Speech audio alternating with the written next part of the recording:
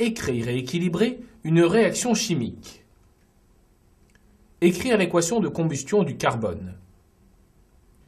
Étienne allume son réchaud à gaz qui fonctionne au méthane. La combustion est complète. Quels sont les réactifs et les produits de la combustion? Combien y a-t-il d'atomes de carbone et d'hydrogène dans une molécule de méthane? Écrire et équilibrer la réaction de combustion du méthane. Écrire l'équation de combustion du carbone. Alors la combustion du carbone, comment est-ce que ça se passe? On a du carbone, c'est le premier réactif. On a également du dioxygène qui est présent dans l'air, qui vont réagir ensemble, donc ces deux réactifs, pour donner le produit qui va être du dioxyde de carbone. Alors on nous demande d'écrire l'équation de combustion du carbone. Ici on a décrit la réaction avec des lettres et maintenant il va falloir mettre les symboles des molécules en dessous. Donc le carbone, ça se représente par C comme ceci. Le dioxygène, c'est deux atomes d'oxygène ensemble. Et enfin, la molécule de dioxyde de carbone, c'est CO2. Alors voilà pour notre équation. Mais attention, souvenez-vous qu'une équation bilan, c'est un résumé fidèle de la réaction chimique en termes d'atomes au sein des molécules. Elle respecte le principe de la conservation des atomes. Ceux-ci doivent être en même nombre et de même nature dans les réactifs et dans les produits. Alors on va quand même vérifier qu'on a bien conservation des atomes. On a d'un côté les réactifs et de l'autre les produits. Alors combien est-ce qu'on a d'atomes de carbone dans les réactifs? On en a un ici et c'est tout. On a donc un atome de carbone.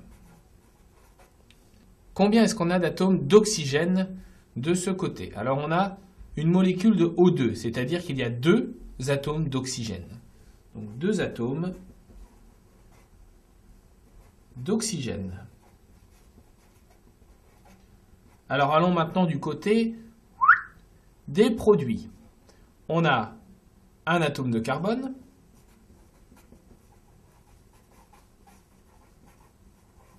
et on a deux, ici, atomes d'oxygène.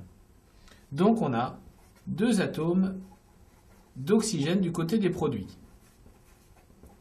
Alors vérifions qu'on a bien la conservation des atomes.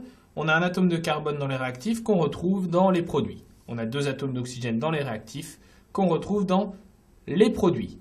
Donc l'équation de combustion du carbone qu'on a ici est bien équilibrée. On peut donc la réécrire. C plus O2 donne CO2. Et voici l'équation de combustion du carbone.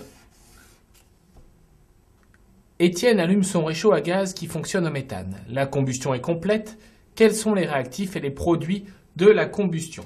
Alors, réactifs et produits de la combustion du méthane. On va mettre ici les réactifs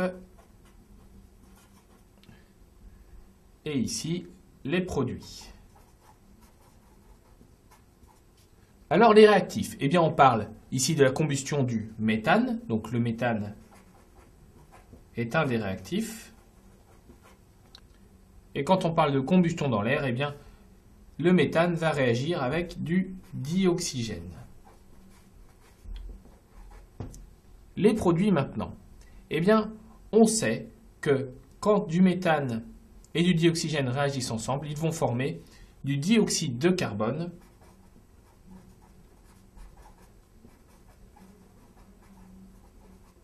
et de l'eau. Donc on a d'un côté le méthane qui réagit avec le dioxygène pour former du dioxyde de carbone et de l'eau. Donc on peut dire que les réactifs sont le méthane et le dioxygène et les produits sont le dioxyde de carbone et l'eau. Alors maintenant, combien y a-t-il d'atomes de carbone et d'hydrogène dans une molécule de méthane? Une molécule de méthane, ah oui, le méthane c'est CH4. CH4. Alors combien est-ce qu'il y a d'atomes de carbone et d'hydrogène dans une molécule de méthane? Eh bien, il suffit de regarder l'écriture de cette molécule. On a ici C qui représente le carbone et H qui représente l'hydrogène. Il y a un seul C, donc il y a un atome de carbone. Par contre, pour H, eh bien, il y a un petit 4 en indice ici. Ça veut dire qu'il y a 4 atomes d'hydrogène. On peut donc dire qu'il y a un atome de carbone et 4 atomes d'hydrogène dans une molécule de méthane. Enfin, on nous demande d'écrire et d'équilibrer la réaction de combustion du méthane. Alors la réaction de combustion du méthane, c'est les deux réactifs qui réagissent ensemble, méthane plus dioxygène, pour donner, hop, les deux produits, dioxyde de carbone plus eau. Alors, le méthane, on a vu que c'était CH4. Le dioxygène, c'est 2 atomes d'oxygène, c'est-à-dire O2. Le dioxyde de carbone, c'est CO2. Et l'eau, eh bien, c'est H2O. Alors voilà, on a écrit la réaction. Méthane plus dioxygène donne dioxyde de carbone plus eau. Mais souvenez-vous, une équation bilan, c'est un résumé fidèle de la réaction chimique en termes d'atomes au sein des molécules. Elle respecte le principe de conservation des atomes. Ah oui, il faut qu'on vérifie qu'on a bien le même nombre d'atomes de chaque espèce dans les réactifs et dans les produits. Alors pour ça, on va compter nos différents atomes. D'un côté, on a les réactifs et de l'autre, les produits. Alors dans les réactifs, combien est-ce qu'on a d'atomes de carbone? On a ici un atome de carbone et c'est tout. On a donc un atome de carbone. Combien est-ce qu'on a d'atomes d'hydrogène? Eh bien, on a les 4 atomes d'hydrogène du méthane et dans le dioxygène, eh bien, il n'y a pas d'hydrogène. Donc on a 4 atomes d'hydrogène.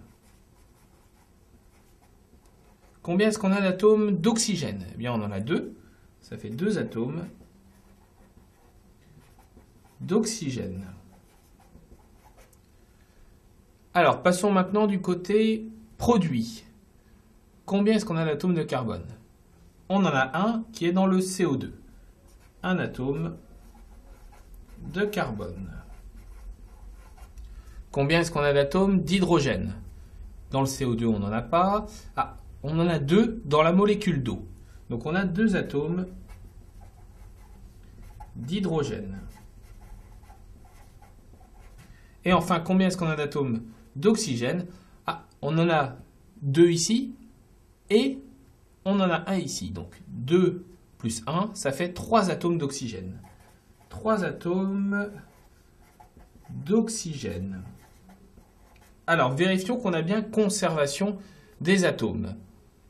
Un atome de carbone, un atome de carbone. Jusque-là, ça va. 4 atomes d'hydrogène. Ah, ici, on n'a que 2 atomes d'hydrogène. Alors, qu'est-ce qu'on peut faire pour équilibrer? Eh bien, les 2 atomes d'hydrogène, ils proviennent de la molécule d'eau ici. Or, les seuls produits de la réaction sont la molécule d'eau et la molécule de dioxyde de carbone. Donc, si on veut rajouter 2 hydrogènes, il faut rajouter une molécule d'eau entière. Alors déjà, on va commencer par déplacer cette molécule d'eau-là, qui prend un peu trop de place. On va la mettre ici. Et à côté, eh bien, on va rajouter une deuxième molécule d'eau, H2O.